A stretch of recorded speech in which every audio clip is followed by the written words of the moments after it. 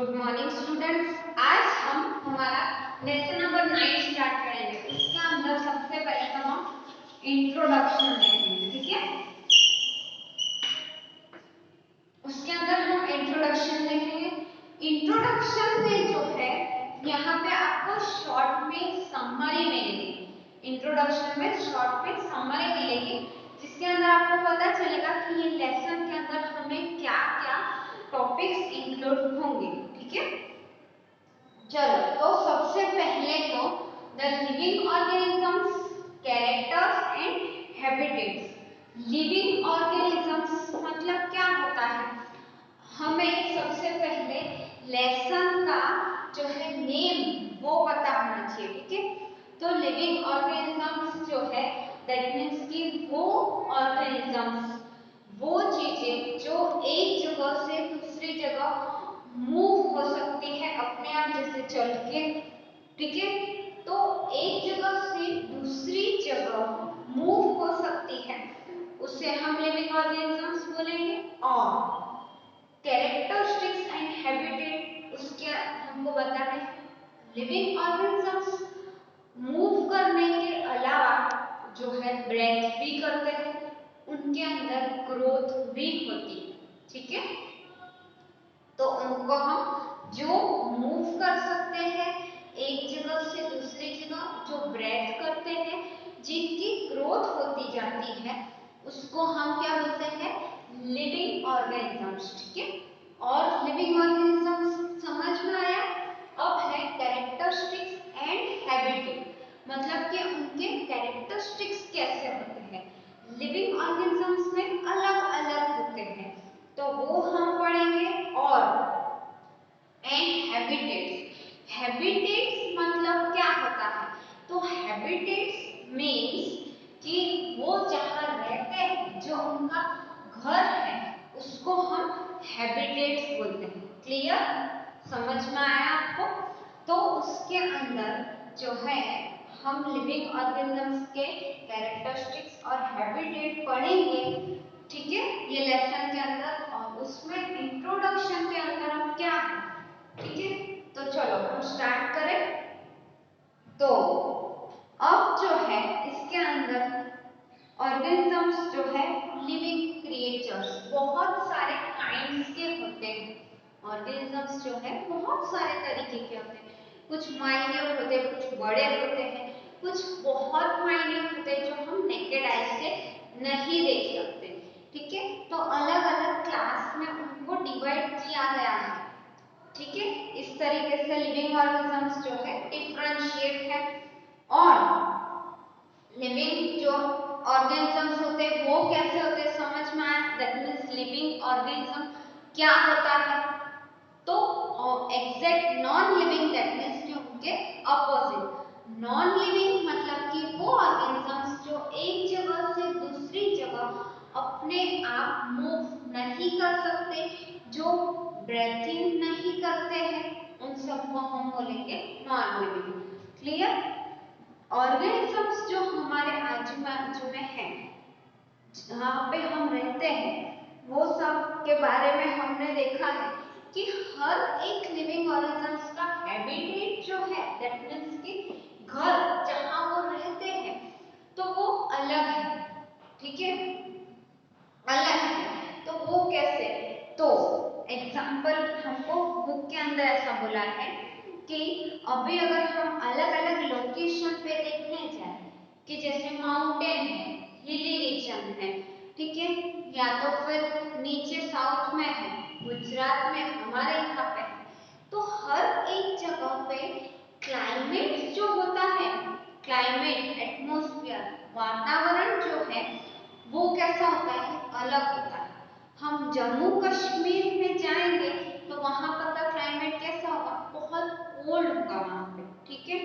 उसके कंपैरेटिव अगर हम साउथ में जाएंगे नीचे इंडिया में, तो वहां पर का कैसा होगा क्लाइमेट, वहां पर का क्लाइमेट जो है वो बहुत वार्म होगा। तो ऑर्गेनिजम्स जो है वहां पे रहने वाले, उनका हैबिटेट, उनके बॉडी स्ट्रक्चर, उनके कैरेक्टरिस्टिक्स, उनके यहाँ पे उसके लिए फिक्स है। क्लियर। जो है इसमें हैबिटेट और जो है एडेप्टेशन। हैबिटेट और एडेप्टेशन क्या होता है? तो हैबिटेट दैट मीन्स कि उनका घर, जहाँ पे वो रहते हैं उसको हम हैबिटेट बोलते हैं। और जो है कैरेक्टरिस्टिक्स मतलब कि वो किसके ऊपर डिफरेंशिएट रह रहे हैं? तो उनके हैबिटेट्स के ऊपर। अगर वो कोल्ड रीजन में रहते हैं तो वो क्यों वहां पे रहते हैं? उनके अंदर जो कैरेक्टरिस्टिक्स है वो कोल्ड के ऊपर डिपेंडेंट है, वहां पर के क्लाइमेट के ऊपर डिपेंडेंट है। समझ में आया? क्लियर? तो ये मैंने शॉर्ट में आपको बताया, ठीक है। तो अब हैबिटेट और एडेप्टेशन, हैबिटेट और एडेप्टेशन जो है उसमें हैबिटेट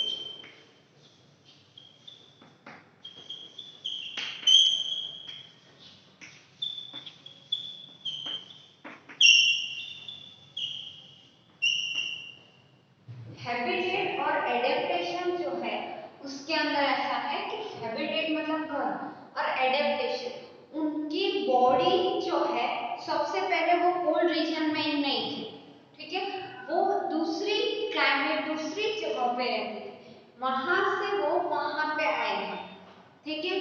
तो वहां पे का जो क्लाइमेट है, वहां पे जिस तरीके का कंडीशन है उसके थ्रू जो है उस कंडीशन को उनकी बॉडी ने धीमे धीमे धीमे करके एडेप्ट कर लिया, ठीक है।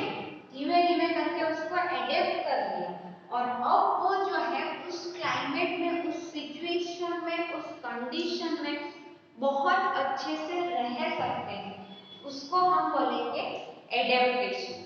क्लियर? समझ में आया? ठीक है। हैबिटेट का डेफिनेशन में लिखती हूँ, ठीक है, सो दैट आपको और क्लियर हो जाएगा हैबिटेट क्या होता है। The place where organism live is called habitat.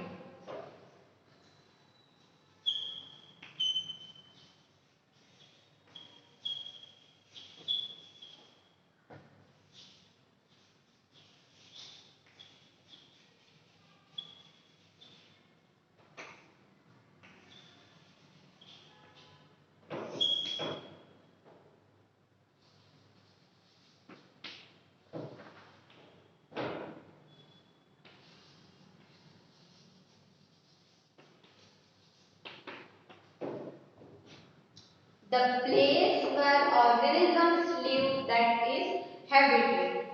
वो प्लेस, वो जगह जहाँ पे ऑर्गेनिजम्स रहते हैं, जहाँ पे ऑर्गेनिजम्स रहते हैं उस जगह को हम क्या बोलते हैं?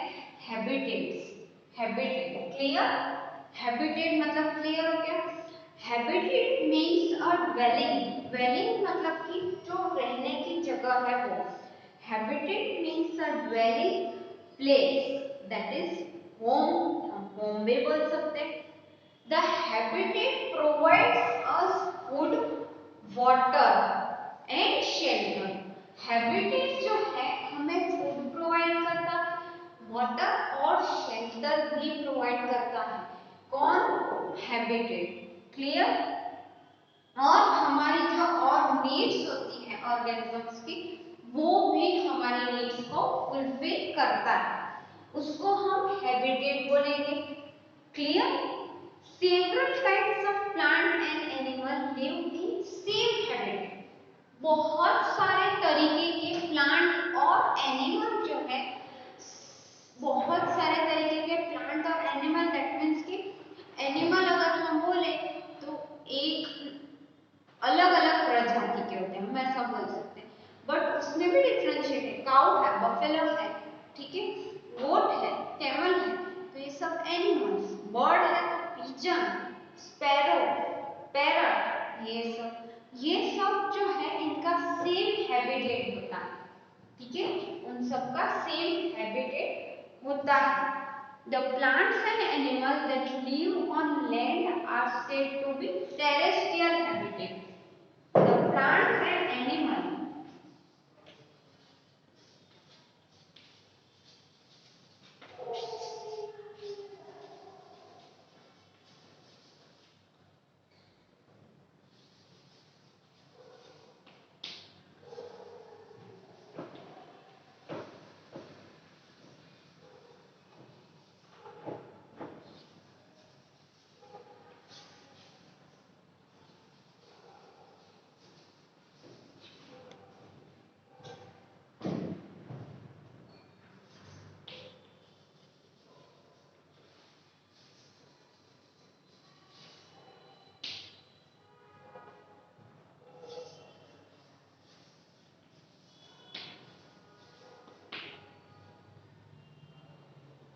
वो प्लांट्स और एनिमल जो लैंड पे रहते हैं उनको हम क्या बोलेंगे, टेरेस्ट्रियल हैबिटेट। उनको हम क्या बोलेंगे, terrestrial habitat. Terrestrial habitat that means कि जो लैंड पे रहते हैं उनको हम टेरेस्ट्रियल बोलते हैं। क्लियर, यहाँ पे अलग अलग आएंगे इसलिए इसको ध्यान से आपको सुनना है, लिखना है और याद भी रखना है। क्लियर, समझ में आया आपको? Terrestrial habitat, see once again I am repeating what is habitat and what is terrestrial habitat. The place where organisms live, that is habitat. वो जगह जहाँ पे organisms रहते हैं उसको हम habitat बोलेंगे, ठीक है? The plants and animals that live on land are known as terrestrial habitat. वो plants और animals जो land पे रहते हैं उसको हम टेरेस्ट्रियल हैबिटेट बोलते हैं। यहाँ पर इंपॉर्टेंट ये वर्ड है, इसको याद रखना है आपको, ठीक है? कि ये प्लांट्स एनिमल जो लैंड पे ठीक है, जमीन पे दैट मींस कि रहते हैं उनको हम टेरेस्ट्रियल हैबिटेट बोलते हैं। क्लियर, टेरेस्ट्रियल हैबिटेट पता चल गया। अब टेरेस्ट्रियल हैबिटेट्स को हमको और अच्छे से समझने के लिए हम टेरेस्ट्रियल हैबिटेट्स के कुछ एग्जांपल्स लेंगे, ठीक है? तो आपको और क्लियर होगा। फॉरेस्ट, ग्रासलैंड, डेजर्ट,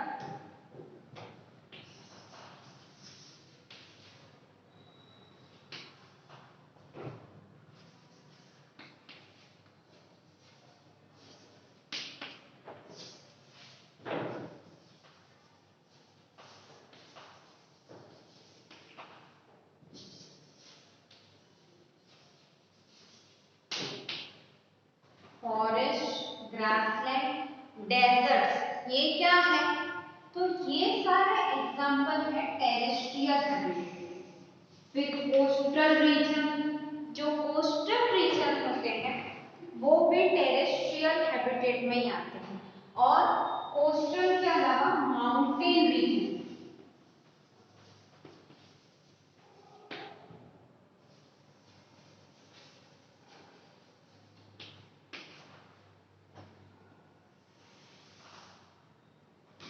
एग्जांपल्स है forest, grassland, desert, coastal and mountain region. ये सब किसके एग्जांपल है? टेरेस्ट्रियल हैबिटेट के एग्जांपल्स हैं, ठीक है? अगर आपको पूछे कि व्हाट इज टेरेस्ट्रियल हैबिटेट, ठीक है, वर्कशीट में एग्जाम में क्वेश्चन कब पे ऐसा है कि व्हाट इज टेरेस्ट्रियल हैबिटेट, तो आपको उसमें उसकी डेफिनेशन दैट मींस कि ये और उसके एग्जांपल्स, ये इतना आपको लिखना है फॉर 1 मार्क, ठीक है? 1 मार्क में आपको इतना तो लिखना ही पड़ेगा, ठीक है? क्योंकि सिर्फ डेफिनेशन लिखो, एग्जांपल नहीं लिखो तो हाफ मार्क्स ही मिलेगा। क्लियर, समझ में आया आपको? ठीक है, तो टेरेस्ट्रियल हैबिटेट्स क्लियर है आपको?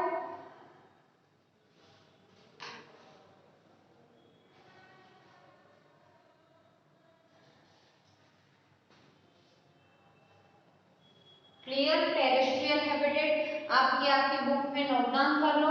The plants and animals that live on land are known as terrestrial habitat. उनको हम टेरेस्ट्रियल हैबिटेट बोलते हैं। उनके एग्जांपल है forest, grassland, deserts, coastal and mountain region, और ये उनके एग्जांपल्स हैं। आप ये कॉपी डाउन कर लो आपकी बुक में। फिर हम एक्वेटिक हैबिटेट्स क्या होता है वो हम पढ़ेंगे, ठीक है?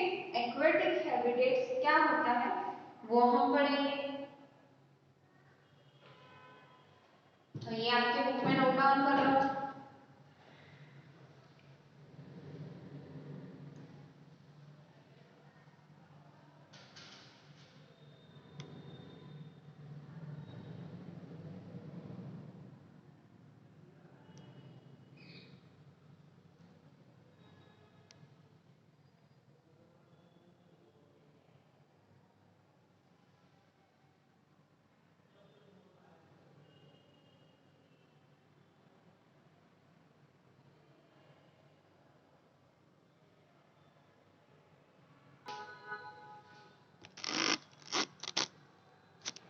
चलो, तो आपको टेरेस्ट्रियल हैबिटेट क्लियर है।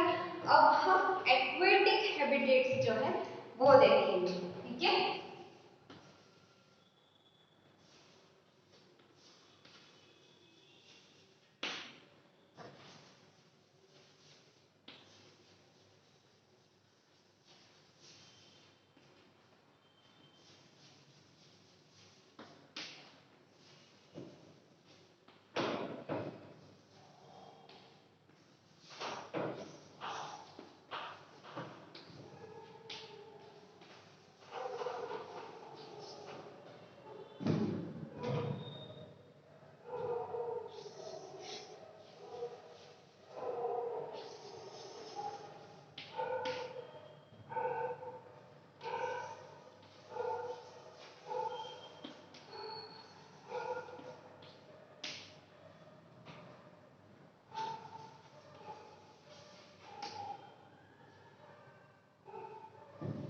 ये मैंने लिखा एक्वेटिक हैबिटेट का डेफिनेशन, ठीक है।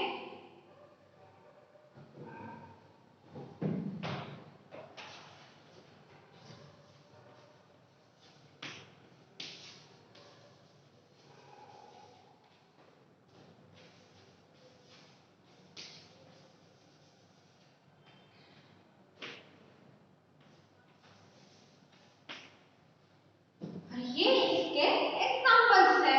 सी सेम इतना आपको लिखना है। अगर what is aquatic habitat question पूछे तो, ठीक है। अब पहले तो हम देख लेते हैं एक्वेटिक हैबिटेट दैट मींस क्या। Aquatic habitat the plants and animals that live in water is called aquatic habitat. Plant और एनिमल जो पानी के अंदर रहते हैं उनको हम एक्वेटिक हैबिटेट्स बोलते हैं। उनको हम क्या बोलते हैं? Aquatic habitats. Clear? Lakes, rivers and oceans etcetera, ये सबको हम क्या है, ये सब एग्जांपल्स है एक्वेटिक हैबिटेट के। ये सब क्या है? एग्जांपल्स है एक्वेटिक हैबिटेट के, ठीक है। और जरूरी नहीं है कि टेरेस्ट्रियल हैबिटेट के अंदर मैंने जो आपको जितने एग्जांपल दिए उतने फिक्स है, सिर्फ वही आते हैं ऐसा नहीं फिक्स है। There are large variety of variation in terrestrial habitats, ठीक है। Like forest, grassland, desert, coastal, mountain located in different parts of the world. Mountains region जो है उनका भी जो है, माउंटेन तो है ही, स्टिल वहां पे टेम्परेचर, एटमॉस्फेयर में डिफरेंस होता है। तो वहां पे उनका जो है कैरेक्टरिस्टिक्स में डिफरेंशिएट थोड़ा बहुत रहता ही है एनिमल्स में, ठीक है। Otherwise we can say living organisms में, लिविंग ऑर्गेनिजम्स में। क्लियर? और organisms both plant and animals live in a habitat are its biotic component। organisms जो प्लांट में, organisms सॉरी, प्लांट और एनिमल जो लिविंग है हैबिटेट में रहते हैं उनको हम बायोटिक बोलते हैं। दैट मीन्स कि बायोटिक मतलब कि वो ऑर्गेनिजम्स जो सांस लेते हैं, जिनमें ग्रोथ होता है, जो चल सकते हैं, उन सबको हम बायोटिक बोलेंगे। क्या बोलेंगे? बायोटिक। समझ में आ रहा है आपको?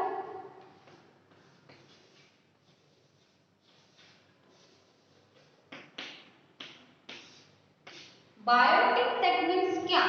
तो बायोटिक मतलब कि वो ऑर्गेनिजम्स जो चल सकते हैं, मूव कर सकते हैं, ब्रेथ कर सकते हैं, ग्रोथ होता है, उन सबको हम बायोटिक बोलते हैं। और दूसरा होता है अबायोटिक। दूसरा होता है अबायोटिक। अबायोटिक के अंदर क्या होता है? तो वो organisms that can't breathe, that can't move by themselves, they are called abiotic।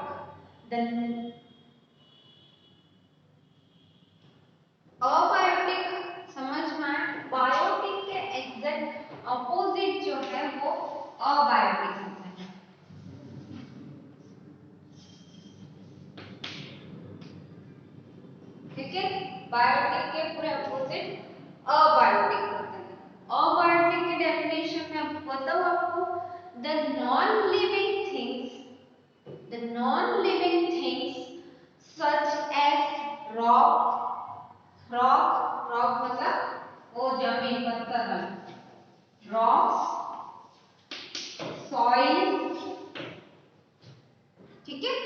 Abiotic के एग्जांपल में rock, soil, the non living thing such as rocks, soil, air and water in the habitat constitute its abiotic component, ठीक है। Abiotic मतलब non living और biotic that means living.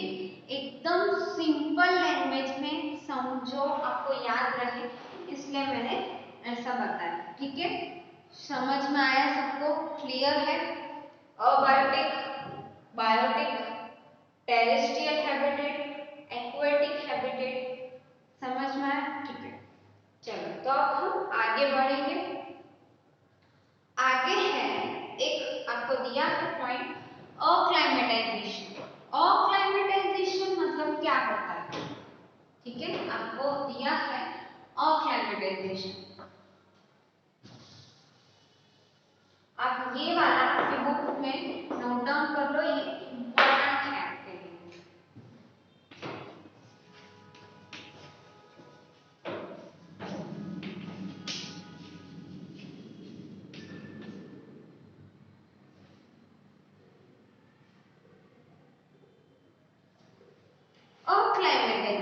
अक्लाइमेटाइजेशन मतलब क्या? ऐसा question है कि अक्लाइमेटाइजेशन मतलब क्या? पर अक्लाइमेटाइजेशन दैट मींस कि एक, उसके लिए आपको एग्जांपल्स दे, क्यों आपको ज्यादा अच्छे से क्लियर आएगा। बहुत सारे चेंजेस हुए थे ऑर्गेनिज्म के अंदर शॉर्ट पीरियड ऑफ टाइम के लिए, उनको एडजस्ट होने के लिए उस एनवायरनमेंट में, उनके सराउंडिंग में, ठीक है, जहाँ पे वो रहते थे, मतलब वहाँ पे, तो वहाँ पे इनिशियल स्टेज पे स्टार्टिंग में वो जो है उनको ब्रेथिंग में प्रॉब्लम होती थी, एक्सरसाइज चलने में बहुत सारी प्रॉब्लम्स उनको आई, और वो प्रॉब्लम्स को फेस करते गए और फिर एक टाइम ऐसा आया कि उनके अंदर जो है वो आजू बाजू की सराउंडिंग्स को एडेप्ट करने का अंदर कैरेक्टरिस्टिक्स आ गई, और फिर जो है उन्होंने उस एनवायरमेंट को जो है सराउंडिंग के एडेप्ट कर लिया। क्लियर? तो उसको हम बोलेंगे अक्लाइमेटाइजेशन। दैट मीन्स कि उस क्लाइमेट में, उस वातावरण में स्टार्टिंग में उन्हें बहुत प्रॉब्लम में सेट होने के, पर धीमे धीमे जो है उसके साथ उनके कैरेक्टरिस्टिक्स में चेंज हो गए और उस एनवायरनमेंट के अकॉर्डिंग उनके अंदर न्यू कैरेक्टरिस्टिक्स जो है जनरेट हुए और उन्होंने उस क्लाइमेट को एडेप्ट कर लिया, ठीक है, और फिर अब उन्हें कोई प्रॉब्लम नहीं। बट ये जो चेंजेस हुए एडेप्टेशन के लिए, धीमे धीमे क्लाइमेट की वजह से उनके अंदर कैरेक्टरिस्टिक्स में जो चेंजेस है, उसको जो है थाउजेंड्स ऑफ इयर्स लगे, उसको थाउजेंड्स ऑफ इयर्स लगे उस इतने चेंजेस को जो है डेवलप होने के लिए उनकी बॉडी के अंदर। क्लियर?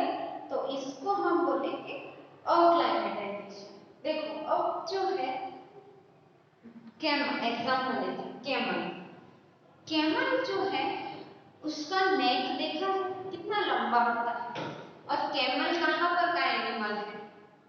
कैमल कहाँ पर का एनिमल है, ठीक है, वो बताओ। कैमल जो है डेजर्ट का एनिमल है। कैमल कहाँ पर का एनिमल है? Desert, Ron. कैमल की नेक लंबी इसलिए होती है कि डेजर्ट में जो है पानी नहीं होता, ऑब्वियसली हमें सब पता है, सबको पता है, वहां पे पानी नहीं होता, तो वहां पे जो है बहुत कम पेड़ होते हैं, कांटे वाले होते हैं, और वहां पर के जो ट्री होते हैं उनकी हाइट काफी होती है, बहुत लंबे टॉल होते हैं। तो वो जो है पहले ऐसा था कि वहां पर के प्लांट्स टॉल थे, कैमल जो है उनको ईट नहीं कर पाते, कैमल ग्रीन लीव्स खाते हैं ना, तो वो उसको खा नहीं सकते। धीमे धीमे धीमे एडेप्टेशन ऐसा आया कि वो उसके हाइट जो है प्लांट की ज्यादा है, तो उसके अकॉर्डिंग उनके अंदर कैरेक्टरिस्टिक्स में चेंज हुआ, उनके नेक में भी चेंज हुआ। इसलिए जो है उनकी जो टॉल नेक है वो उन्हें हेल्पफुल रहती है वो ईट करने के लिए, जो टॉल प्लांट्स है वो खाने में हेल्प करते हैं। क्लियर? और इसलिए ऐसा है, समझ में आया? अब एक दूसरा एग्जांपल दूं तो कैक्टस। कैक्टस आपने सुना है, कांटे। कांटे जो होते हैं वो हमारे नॉर्मल प्लांट हमने देखा है उसमें कैसे होते हैं, ग्रीन लीव्स होते हैं।